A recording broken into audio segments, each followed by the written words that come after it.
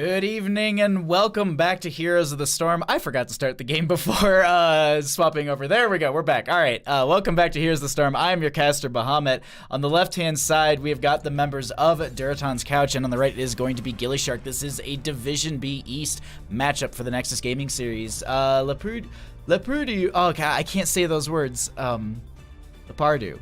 There we go.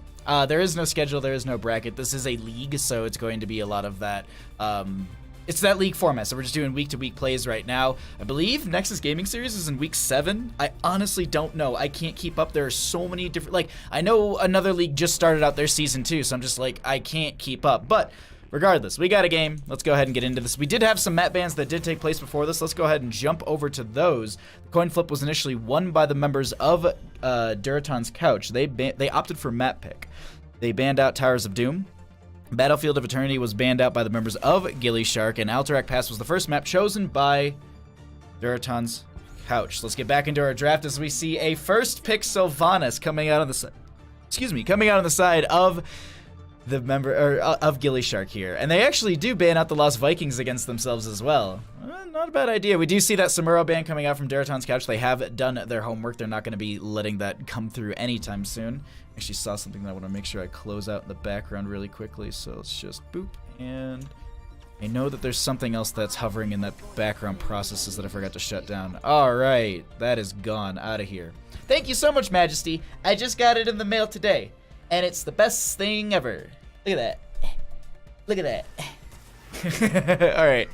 Let's actually get into this draft here as we have the Sylvanas, Tyrael, and Greymane coming out from gillyShark. This is going to be a dive-heavy comp in that light for them. And then we also do have this Tyrande and Dahaka coming out for the members of Durotan's Couch. The one thing I do like about the Dahaka is the global threat that he does bring into this map. Tyrande has great poke and vision for the friendly team, so maybe if they're worried someone's on boss, they can scout that out. They can also scout out the null camp, which on the note of that null camp, Sylvanas is so powerful because of the Mercenary Queen at level 4. We typically see it on maps like this, and we also see it on, why can't I think of the name, Volskaya Foundry with the turret camps. It just allows you to have such a big buff onto those, that 60%. Tyrael just overall great for control, a lot of good aggression, and Greymane dives in as well. We have a Joanna to be picked up on the side of Durotan's Couch. I do like the Tyrande-Joanna combo here. They're going to need to find some follow-up damage onto this. Maybe it's a mage, or maybe it's something in the auto-attack department. We still have Zeratul, Maiev, Genji, all these high-mobility, high-burst heroes available if they want to go into that realm.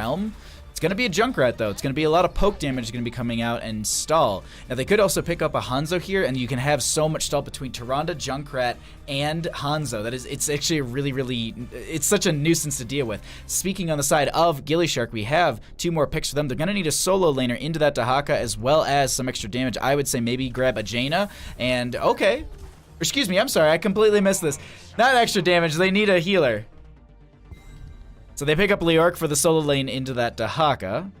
They have the Brightwing for the global, so they'll probably be rotating that Brightwing into the Dahaka lane as the objective is spawning, and they'll let the phase shift in right as they get into the engagement to get that buff to the friendly team. Last pick, though, going to be coming out in favor for the members of Durotan's Couch.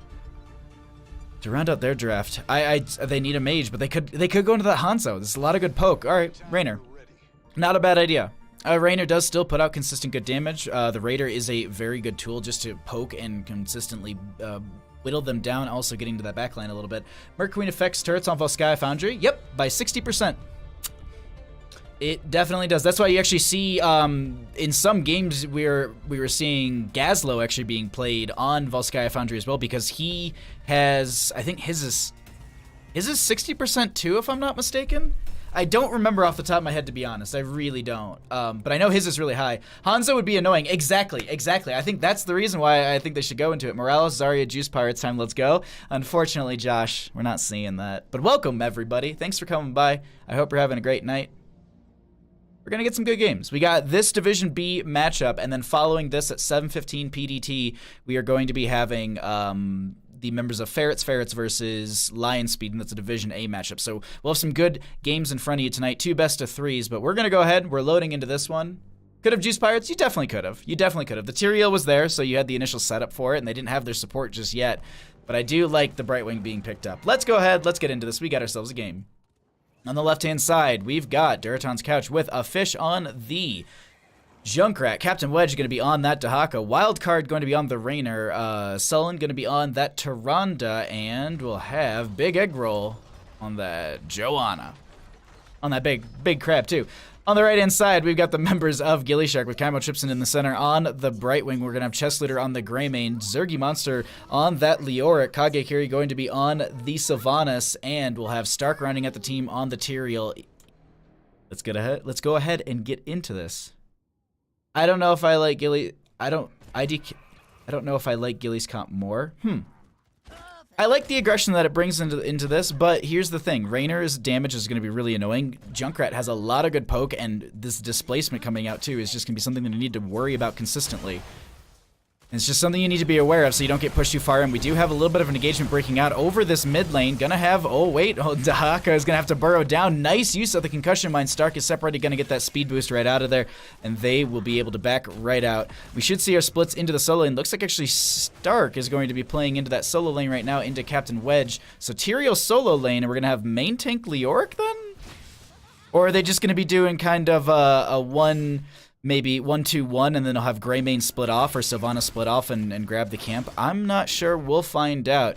We do have the Unfurling Shadows on that Sylvanas at level 1, and that will be stacking up. Just keeping the easy way to note is basically whatever number you're seeing for that stack, just half it, and that's the bonus damage that she gets since it's 0.5%. We're also going to see the rotation over to this camp. So Greymane, Brightwing, and they'll leave Sylvanas in lane to keep pushing, and if they do get a little bit of an advantage, they will be able to take the push into the lane. But overall, it's just going to be, I think, these rotations coming out from Wildcard and Big Egg Roll, while the rest of the team is going to go ahead and just pick up that camp. Sylvanas still staying in lane, pushing out as much as they can. They're playing it safe. They're playing it slow, and this is probably the best way to do it. Now, I also do want to note that there's really, really good timings coming out from both these teams. Kage gonna have those Banshees right towards the gate. So the reason you want to grab these the moment they come up is because what happens is the first objective will be spawning in about a minute 20. The camp timer, I think, is still going to be like 40 seconds off when that happens.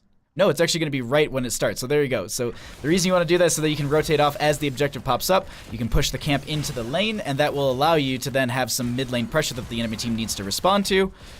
And if they're having to respond to some sort of pressure that splits them, and you can then take the aggressive stance on the enemy side prison camp, or maybe try and take a fight with them split. It's something that I've seen a couple teams do, and it's a really good adaptation. Looking over on this camp down here, so 40 seconds, and it will basically be popping right as the camp is popped itself, or excuse me, right as the objective is popped right there. We do have the null camps being cleared out, and this is going to be the announcement for the objective, while Captain Wedge and Stark are going to be battling it out in this top lane.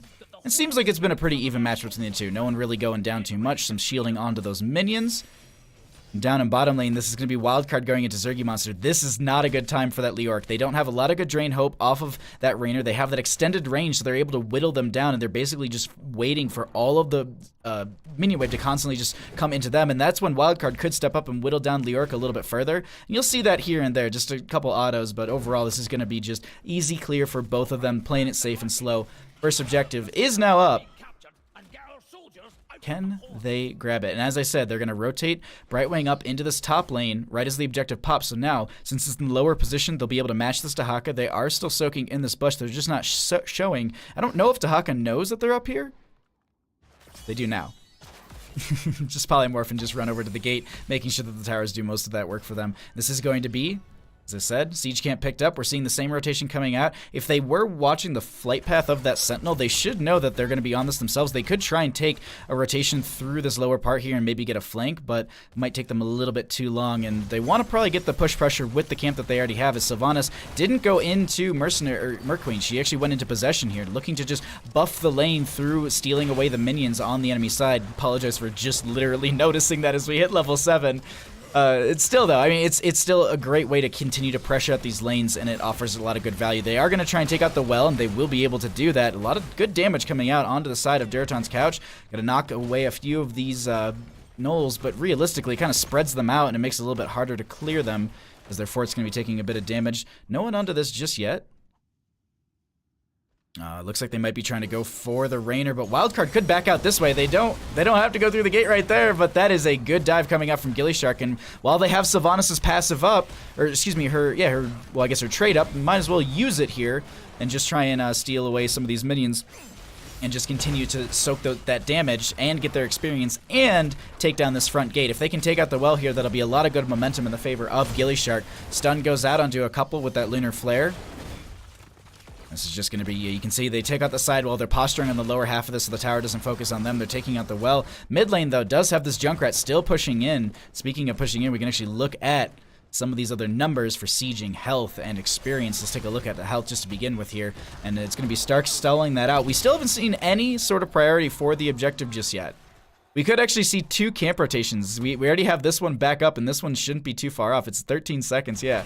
So we could see a double camp rotation and the first objective actually being played for 10. Meanwhile, here's the thing though, Chymotrypsin's been up in the solo lane the entire time, and a Brightwing in the solo lane probably isn't the most fun. I mean, they've got okay clear, but that Dahaka is going to be able to clear it out a lot faster. I actually have to look and see what they took for some of the talents. There were some adjustments that came in today that actually will, there's a couple changes in Dahaka, seeing if that was any sort of priority. Yeah, exactly. Lathendra. The camps on, yeah, the 2 turret camps. If you grab them right as they spawn, you'll have them just about as the objective is rolling in, so you can have the double turret camps if available, or if your enemy team doesn't steal it away. Now, they do have this siege camp once again coming in.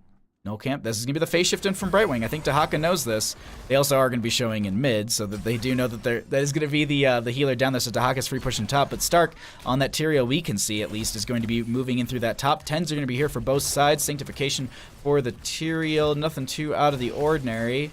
Hyperion out for that Rainer. Greymane's still holding. They're either going to go Cursed Bullet or they'll go for the throat. Captain Wedge has dove down here. Brightwing will use that Blink heal and they'll be able to make it out just fine. Now, first objective is going to be rotated in by Captain Wedge. I think we're finally ready for this first one. They get the clear onto the prison camp guards. Banshee's in. That does get 1 stall. Gonna have some of that Unfurling Shadow damage coming out as well. They get the initial charge onto this Brightwing a little too late. They still have this Null Camp pushing in through mid lane. They're gonna have to address that, but that's gonna be a huge entomb coming out from Zergimon, so they find the kill into Junkrat. Sanctification dives in as well. Tyrande and Joanna are gonna go down. Hyperion's still going out, but that doesn't matter. They'll move over onto this camp. They also do have Chymotrypsin trying to just stall this out as a hero does channel. It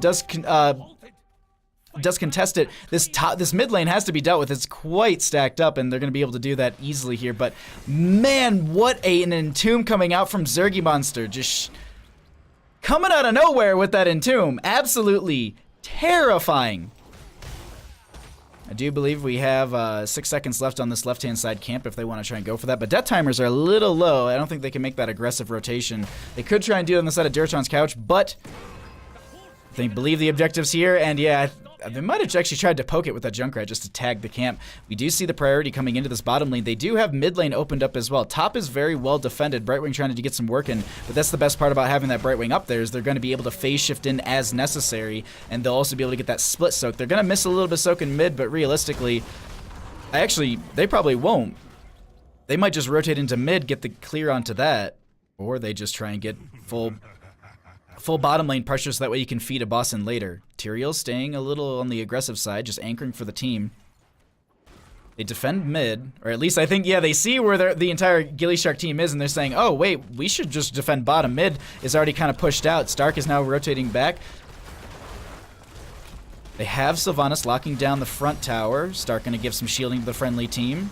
Big Egg Roll is going to be trying to get out of here, but they're going to be blocked by the Holy Ground from Stark. That's also going to be the Hyperion coming in. Riptire is going to be pulled out by the Junkrat. Sanctification comes out, and that won't be cleared out quick enough. Junkrat Riptire does go off. That also will be a lot of good damage coming out from the enemy side, and they're starting to whittle them down, but Big Egg Roll is starting to fall very low themselves. Concussion Mine is out onto 1, but another Entomb comes out. Zergimonster, actually, excuse me, Chesler is going to be knocked over into them, and that's just going to help out the Greymane dive in. Leoric goes down, but so does Tyrande here. They find a Joanna. This is going to be a lot of good damage on to Wildcard. Nice knockback to try and keep themselves alive. It won't work out. Junkrat still poking in. They're able to do so much good for the team, but oh my god, the burst from Kage is gonna get the kill will get stolen by Chymotrypsin right there, and they'll move over into mid lane. I think they want to confirm double keep. They have Sylvanas' passive. It's not the longest cooldown, and that will be double keep during first objective. Also, noting on that, first objective was 10 minutes into the game, right around level 10s. Captain Wedge going for a little bit more onto that well. Might have been no Kage actually making a bad decision right there, gets pulled in, and that will be the isolation confirming the kill. They at least pick one up themselves on the side of Durotan's couch, and this forces them back on the side of gillyShark. They could just go ahead and grab their null camp. There's double boss availability, and there's a lot of the lanes are pushed out. They can get vision on the enemy team, but I think Captain Wedge is just chasing too close, and they're just a little too worried. So they'll go ahead, they'll back off, they'll grab their null camp and push that in through mid lane. Tyrael, though, setting up for bottom. Sanctification's up in 10 seconds. They're calling it. I have to chuck some tea, I'm so sorry. So Junkrat does have the positioning. Oh my god, I don't know if they know. I don't think they know. There's an F key, hold on. I'm gonna break the game really quick. Nope, I don't remember what it is. There used to be an F key that you could hold down. Sanctification's there, they're going in for the boss steal. They don't have the Sanctification up in time. The Wailing Arrow's gonna go out. They actually end up getting the boss, but that's going to be a huge entomb onto so many, and that's going to be Joanna going down, Raynor down, as well as Junkrat and Tyrande. Captain Wedge is the only one left. They're gonna be looking at Kage, but the Sanctification's gonna be good on the ground to keep them alive. Polymorph onto the Dahaka. Captain Wedge is able to... I was gonna say get out. I thought that they were able to make it out, but unfortunately, no. Wow. That...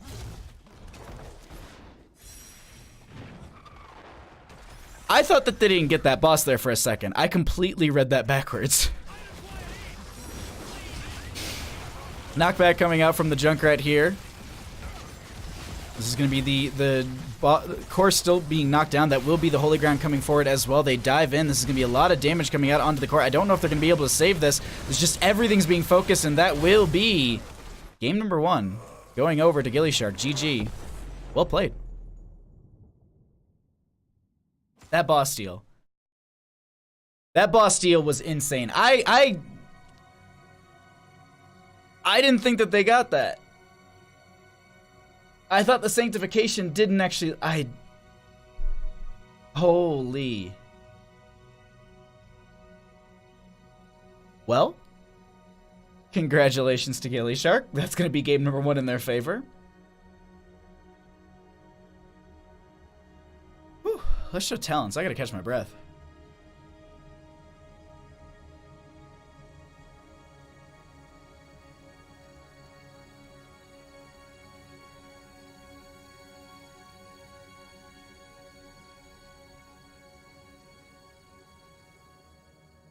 Hey. Oh, that's what I was. Cool. Let's go ahead and pull it away. Hi, welcome back.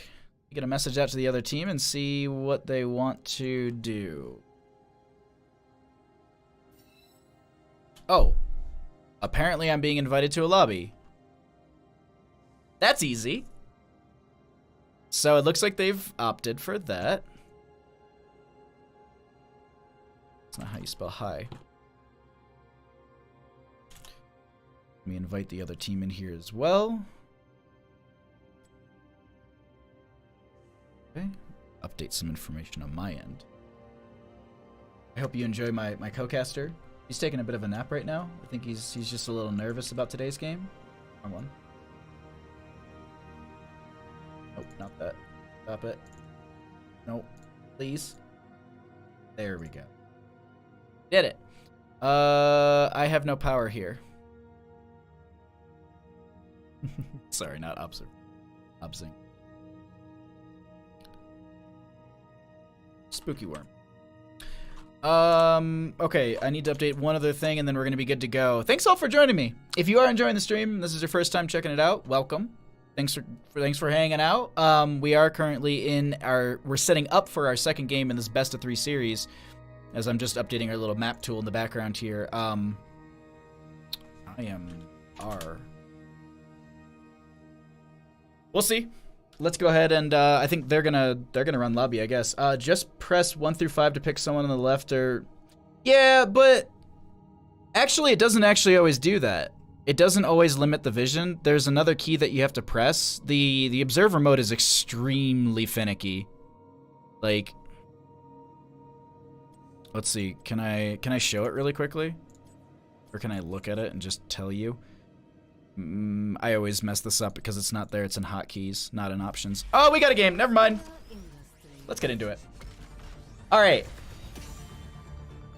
No, so there's an F key where you can literally show blue side. Like I remember there being a key that you could just toggle and it would show just the red side vision or just the blue side vision. Because if you press a number key, it actually pulls you into their screen. So it pulls the zoom in. It gives you their little icon on the bottom left, and it also gives you something. It gives you like their stats bar. I just wanted to be able to just cycle through that vision. There used to be a way, and I don't know if it was removed or if it was just because I've swapped over to Aliabs that it's not in that basic anymore. But either way, I appreciate that. Thank you so much. But you know what I was getting at. I just wanted to show. I was curious about just the vision overall.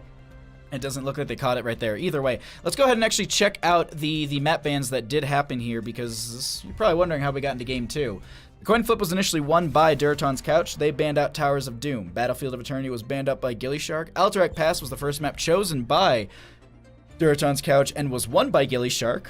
They opted for map pick once again. Excuse me. And they're going to be going to Volskaya Foundry.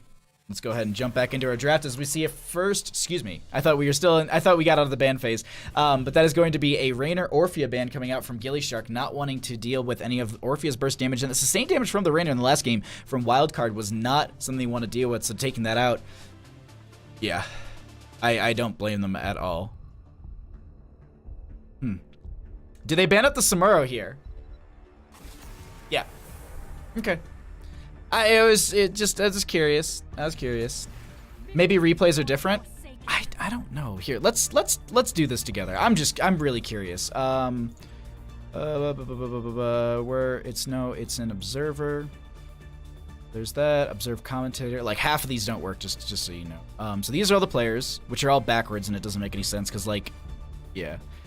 Clear selection that doesn't work. Toggle console. Yeah, there used to be a way to be able to do that, but oh well.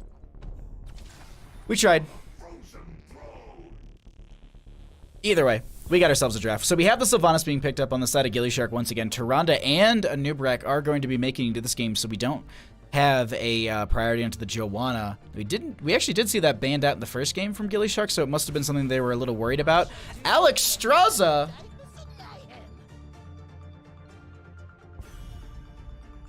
They're not going to Cho'Gall. They're not going to Cho'Gall, right? They're not going to Lifebinder Cho'Gall, right? Because that's what I, like... So, the reason I'm so, like... Oh, that's such an early Alex Straza. That's so early. And the reason I say that is because there's so many ways to just target her circle. I mean, you have Biotic Grenade coming out from Ana, which could be...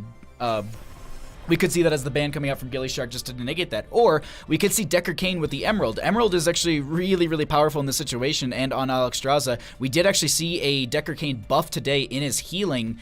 And I want to say it was something, like he also had some changes to the Haragic Cube. And just overall, like I think, I was looking at it, I was like, man, Decker Kane is in a better spot. And I played him in just like a little match before this just to test him out. And he felt good. Mana, yeah, if you're sitting there spamming, you definitely can burn through it. But that's anybody, realistically. Greymane ban though. This is Cho'Gall. This is Cho'Gall. This is Cho'Gall. This is Cho'Gall. This has to be, right? I mean, they have the web rat from Anubrak, which is something they're gonna need to deal with. Yeah. But it was a lot of like, wasn't it a lot of like beetle stuff and like mana? It didn't like really, there wasn't any changes on like his abilities. No, his auto attack damage went down, didn't it? His auto attack went down like, all right, there's Zeratul. Like they're pulling out all the big guns right here. They're playing, I mean, well, they're already playing, I was gonna say they're playing late game, but they're playing late game with the Zeratul already to begin with. Nazebo here, please, don't take this away from me.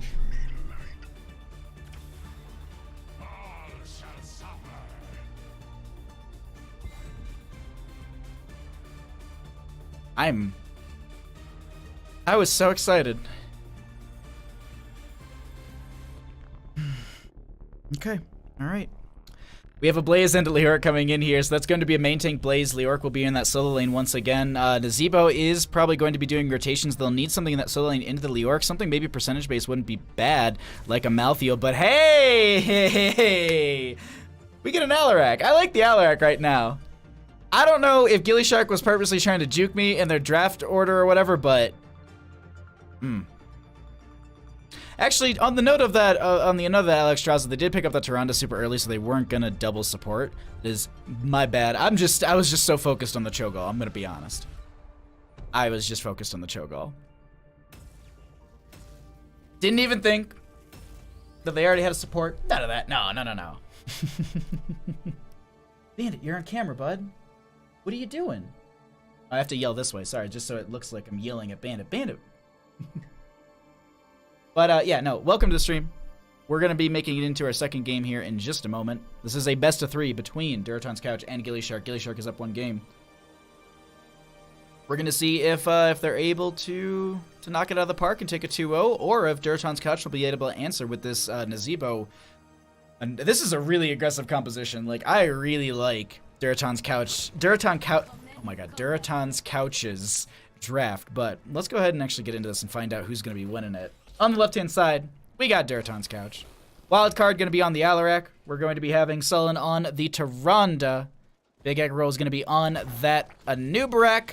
Captain Wedge on the Zeratul, and rounding out the team on the very nice a fish on Nazeebo.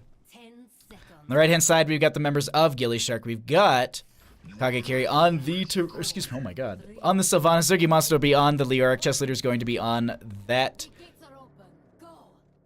Junkrat. There we go. Stark will be on the Blaze, and we'll have Kymo Chipson on the Alexstrasza. They all blended in together. It's just gold and reddish, and couldn't really tell, to be honest.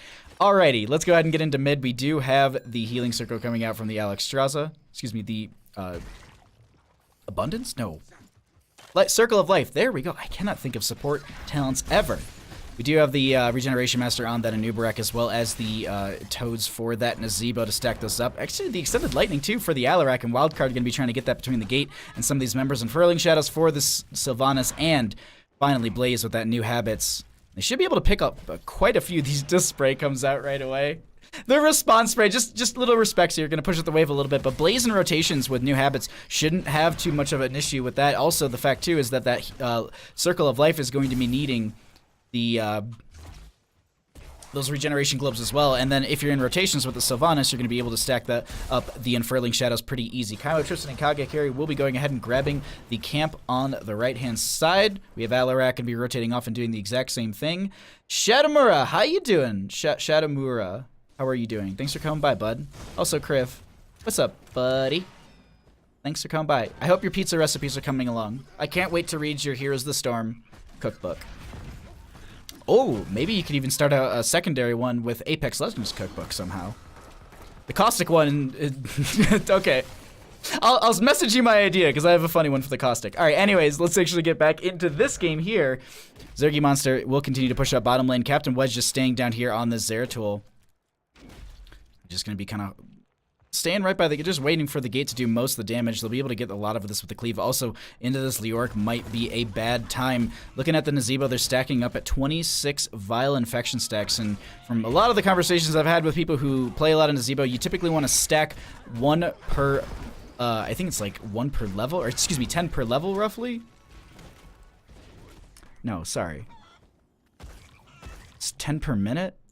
I think that's what they said. I think my rule of thumb is 10 per level on the Azmodan. No, 20 per level. I can't remember. There's too many numbers. Let's go ahead and look at the right-hand side campus. Kage and Kymo Trips will be going ahead and getting the clear onto this. We do have Wildcard back in this mid with the turret as well. We have the knockback coming out from Chest Litter. That is going to be still Wildcard aggressing forward.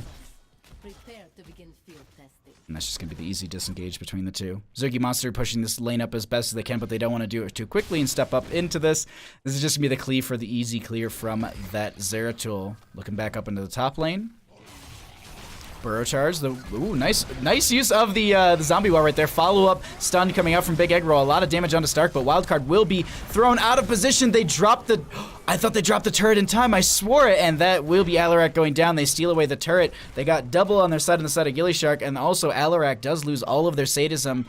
I mean, there wasn't any to begin with per se, but that is also just going to be completely reset, and it's just not a good time. Top lane is going to get pushed in quite a bit here. That will be Kage also using their passive. They do have the Mercenary Lord in this map, on this map right here, so you can see that buff going into there, but we have a rotation coming out from Captain Wedge. They're looking to get some damage. Blink's going to go forward. They spread the poison, and Zeratul ends up staggering out of death right as Alarak is going to be coming right back into this, just peeking down to this bottom here. We have Big Eggroll going to Chest Leader and Zergy Monster, and that's not going to be a good time with that percentage-based drain coming out from the Leoric. They continue to buff this Mercenary camp, and they take out the front gate. This is a big start for the members of gillyShark, as they're going to be controlling the point right now. This will be a Nubrak waiting for the friendly team just to come back in on this. 7 talent tier here as well for gillyShark. New Habits is almost done. We also do have that Circle of Life just like 6 stacks away. We have, once again, the fortification camps up and available. We don't have anything on the left-hand side, or it looks like Nazeebo might be the one to do that. 53 stacks sitting on that Nazeebo, already pacing very, very good. They only need about 120 some more to just finish that out. It's actually probably more than that.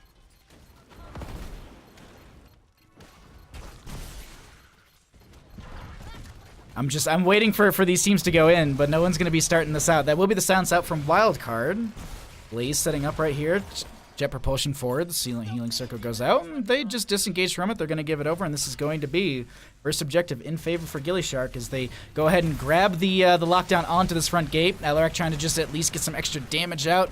Combo a lot of these abilities together. Waiting. Okay, Blaze finishes out the new habits. They'll open up this gate, and they'll move into top lane. Nazeebo going to be pushing this back as best as they can, also continuing to just get those stacks of Vile Infection. They're playing for the 20 game. They've got to be ready for that situation. Ammo Tripson still staying with the team. They do also have the lockdown onto a fish right here who goes down to about half health. They're able to focus down the well. This is going to be a fairly healthy Triglav Protector for this late into the first push. About a level lead starting to form here for gillyShark as well. It will be the zombie wall. Just moved right through, and they go for the lockdown onto the tower, just trying to get some burst onto this fort. They back out as this will be the Triglav Protector with 2%. They get the pull in on Kagekiri. Silence is there. The follow-up stuns are all connecting. A lot of good damage, but Blaze gets a huge AoE stun into so many members. They're going to pop the Pyromania. Nice zombie wall going out, but unfortunately it's not going to be enough, and they get the kill onto a Nubrak. Stark tanking this fort damage. They drop the turret, and you can see that it's being buffed right there by that Sylvanas. The follow-up Lunar Flare coming out from Sullen, but Stark doesn't go down as Wildcard is doing their best to try and get all that damage in. Look at that turret go. Meanwhile, in bottom lane, Zergy Monster just continuing to soak for the friendly team. And they're just like, you know what, let's try and get those 10s. Let's try and get those heroics. We do have Cleansing Flame for the Alexstrasza and Tomb, once again for that Leoric, Bunker for the Blaze, Wailing Arrow for the Sylvanas, and Junkrat, I'm assuming, is going into Riptire. I doubt we're going to be seeing any sort of play for the Rocket Ride. But, you know, they're going to leave it as a question mark for now. Toad stacks are going to be completely finished out as well, so that's going to be a nice added bonus for a fish right here, as we are going to be getting into our control point B fairly soon. We also have the siege camp going to be grabbed by the members of Durotan's couch. The ship pushed them in right into the 10 mark. Ooh. Blaze jumps forward. That will be the Pyromania. Entomb coming out from Zergy Monster. They step forward with Kaga. They've already locked down the tower as well. Cleansing Flame dropping the damage. Nazeebo is the first one to go down. Blaze with the charge forward. Web Wrap goes out into the Leoric, and Combo Tripson tries to get the clear onto that, so they're not too far out of position. The bunker is going to be dropped. That will be the charge forward. Follow-up stun. Zergy Monster goes in. Lunar Flare not connecting. They go out the other side. Going to get some autos around them. Blaze with the jet propulsion forward, and they make a disengage. They end up getting the pick on Nazeebo, take down the fort, and that's going to be all of gillyShark walking out A-OK. 0 to 4 in kills, 10 to 11 in levels. We have the siege camp to be grabbed by the members of gillyShark once again. This one still in top lane in favor for Durotan's couch. Is going to slowly be pushing in here. They're going to prep that lane up a little bit further. And now Captain Wedge and Wildcard, they'll be able to finish out this camp on the left, and Leoric will be doing the right. They could make a rotation over here, as I'm seeing the Sentinel fly right by. Zeratul could try and steal this. They don't have the quickest clear, and I think you can see the posturing of Leoric is on that backside, so they have the escape if necessary. Chest Leader also going to make a rotation through, try and make sure that no one's going to be coming in on this, and I do believe a couple members did just show in bottom lane, so Leoric will finally get that last hit. Captain Wedge coming in. They have the VP. Not going to be able to use it anytime soon. Sylvanas. Oh, wait, hold on. Big blow up onto Chest Looter. They're trying to get the chase. That is going to be the follow-up stuns and stuns and stuns. They get the clear.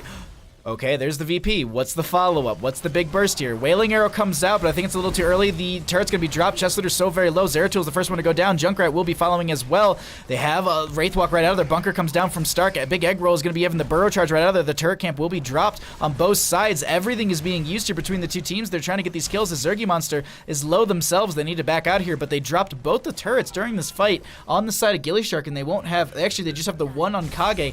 So overall, they had 3 turrets. I didn't even realize that. I thought they had just the 2. Top lane was cleared out as well. The siege camp wasn't pushed through very well for the members of gillyShark, and Nazebo continues. They're stacking. Gonna rotate into bottom, spread that poison around, and also they need to find that 13 talent tiers. Point B has opened up. They can throw one on it and try and get some split push in another lane just to get some added pressure, but this periodic catapult pressure and passive experience gain has really yielded gillySharks a lot in this game number 2. Just looking through the lanes just to see what the setup will be for this.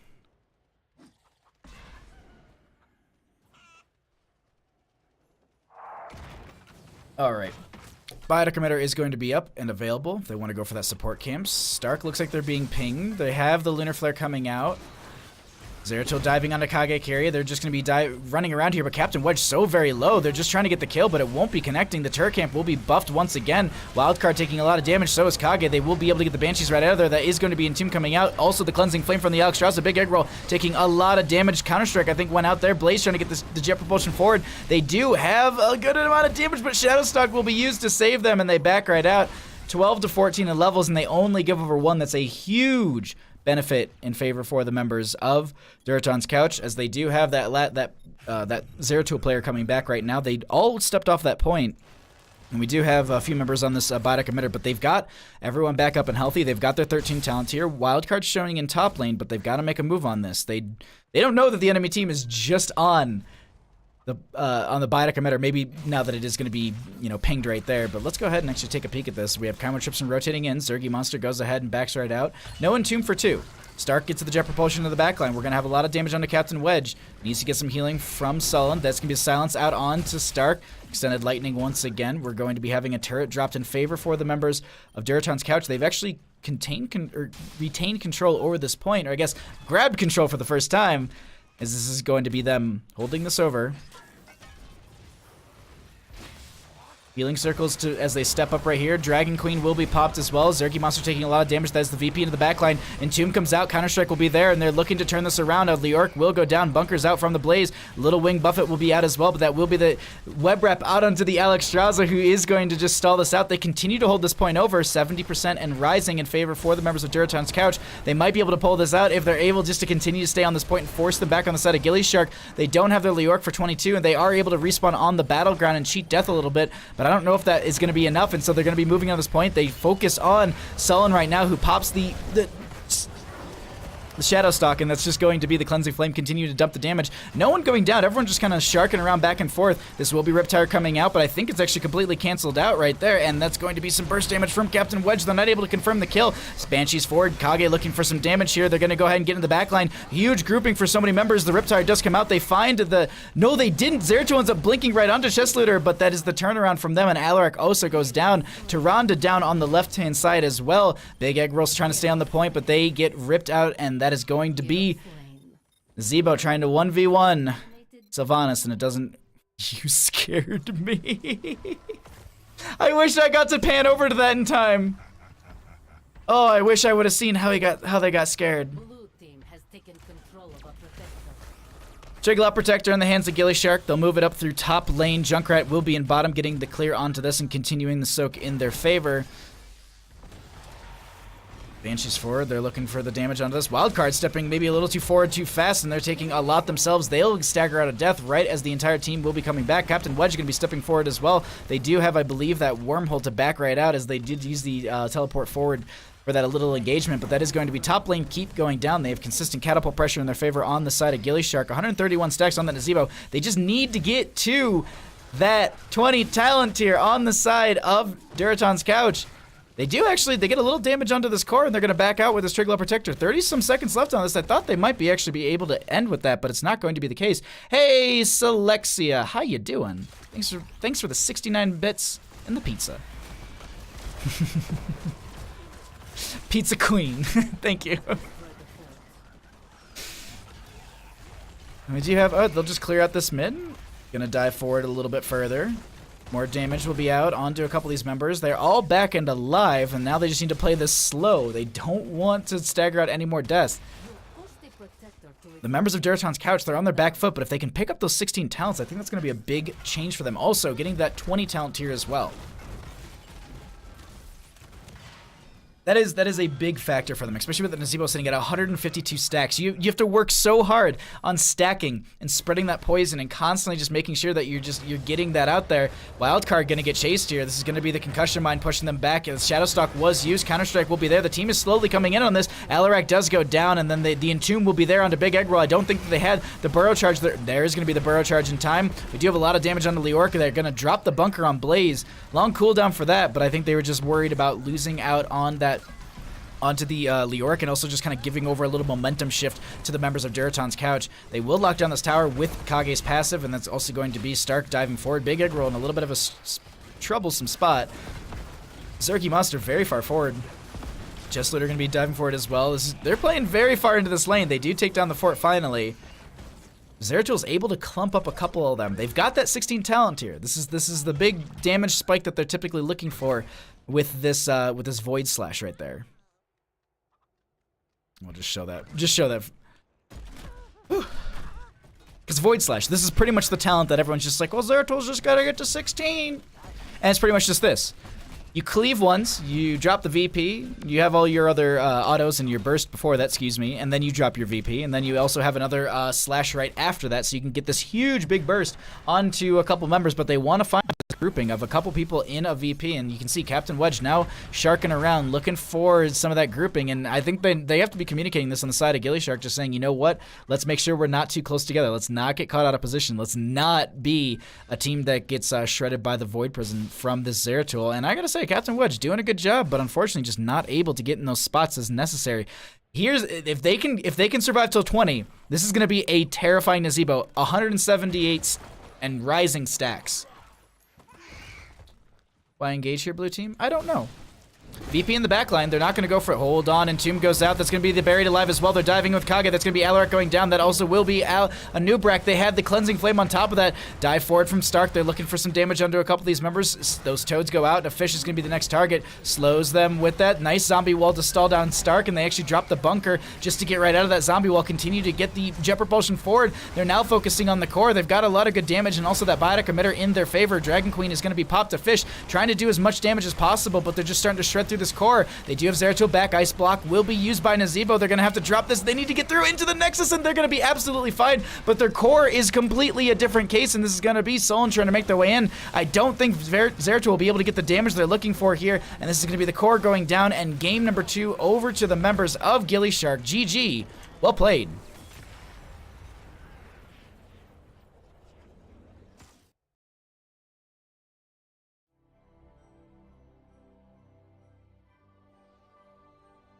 Oh, bitch.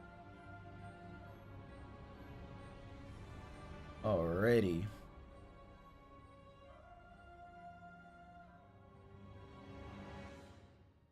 Okay. That was a really good game. We have like an hour before our next game, so I think what we're gonna do is we'll do something in a second. Just I'm gonna set this up. But let me message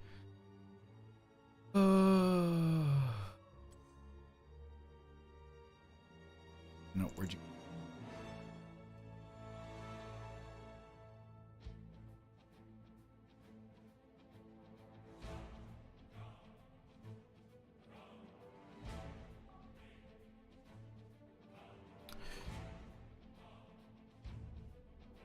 Oh.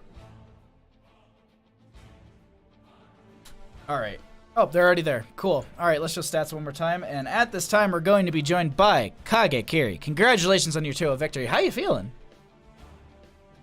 Feeling pretty good. Gotta play Sylvanas for the first time in a couple sets after getting banned out. So, I got the Stark treatment. It feels really weird, but I got the Stark treatment. I mean, he got treated the same thing as well as they took away the Samuro consistently. But jumping over to game number 1 on Alterac Pass.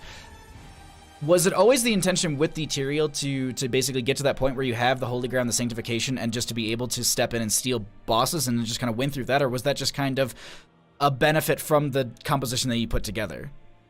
I mean, that's just kind of how we want to style our compositions, especially when we have Stark on tanking. Is that we want to be, we want to like Stark is just plays tanks, very overly aggressive, to the point like where if we don't follow up with him, it's fine. Like he can make his own plays by himself, and like as long as we're not too far behind, then yeah, I mean we phase in with Brightwing that gives Stark a little bit more sustain.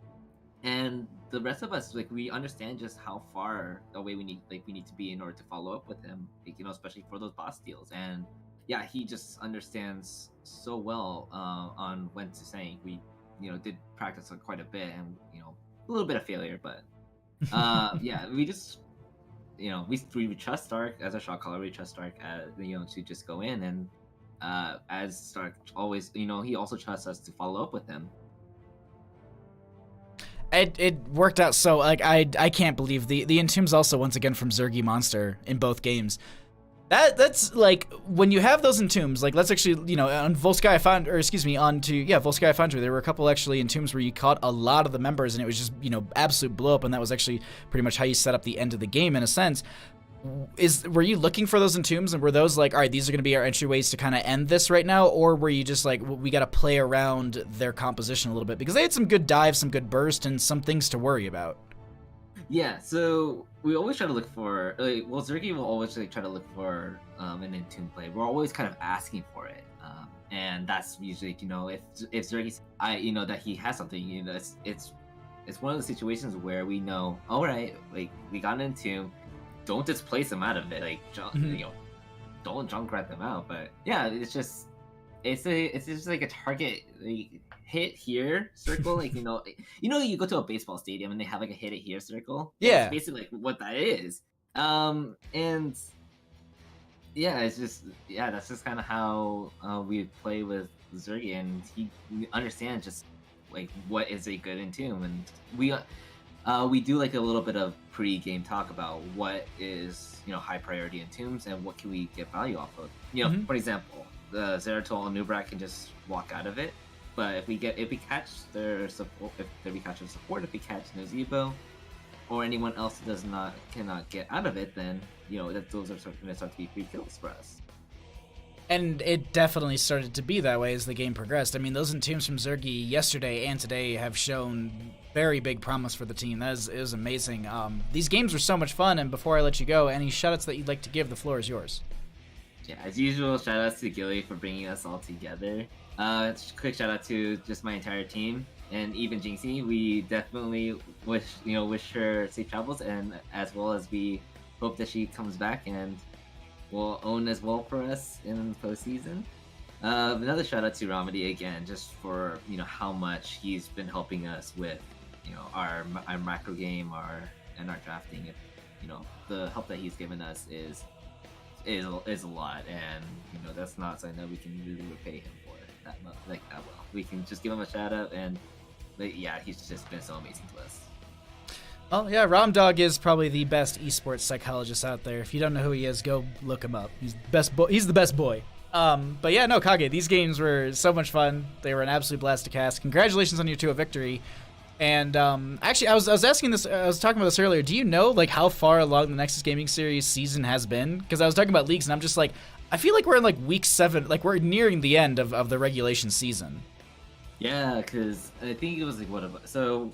You have 11 rounds, and then what's 11 for for the first several rounds, we only did one match or one round a week, and then around the past 2-3 weeks, there was like, hey, start we have like these flex games that you need to start scheduling, and then it's been quite a road, and quite an we have to adapt a lot, especially because we're going to be going into the postseason, and we expect a rematch from last year or from last season. Oh, are you talking about a team that starts with an H and has some people in the States? May or may not, but Yeah, I always hope for that rematch. To be honest, it's always good. I'm looking forward to to a rematch against them all the time. Well, thank you so much for the interview. Thank you so much for the games. These were an absolute blast. Until next time, I'll see you in the Nexus. Yeah, thank you so much to you and to Bandit for casting again too. Always, he's always up for casting. You have a great night, Kage. But also let me know if you need any more opsing, as always. Oh, thank you. Very much appreciated. Thank you, thank you. I will be doing a game in about an hour. That's good. Just message me if you can. But thank you again, and you have a great night. You too. Thanks. Alrighty, everybody. 9 rounds plus 2 flex matches. Bahamut, this is the last week before playoffs. Da-na-na, da-na-na. I also, Stark, I laughed at that. I hope she comes back too. That was good. That was good. But thank you so much, Takage, for the interview. Thank you so much for the games. All right, so we have like an hour before our next game, and I'm not going to sit here and waste your time. I'm going to put more Here's the Storm in front of your face. I know for a fact that Cat Peach just went live, and she hasn't been casting and playing in like 3-ish weeks. So we're going to go ahead. We're going to host over Cat Peach. We're going to go ahead and show her some support as she is going to be casting some NGS matches as well. It's going to be a Division C East match for calculated throw versus UARC Esports. But yeah, go ahead, show her some support, give her some follows, throw some bits at her, cheer for the teams. I'll be back in about an hour for another matchup. I'll see you then. Until then, I'm Bahamut, your caster friend. Good night. Or goodbye. See you soon.